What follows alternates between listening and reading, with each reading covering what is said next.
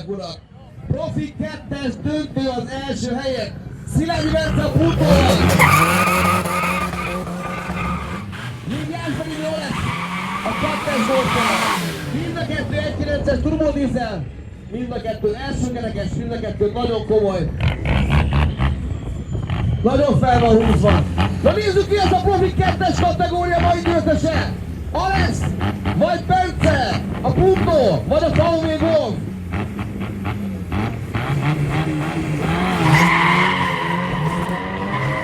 Bence picit jobban rajtott a fehér Puntóval, de 200-nál még fej mellett! Alex is nagyon megy a 2-es Golffal, nézzük ki ezt a döntős! Jászberény Alex! Behúzta a végére! Ő lett a Profi 2-es kategória majd győztese 13.06, Szilágyi Bence 14.02.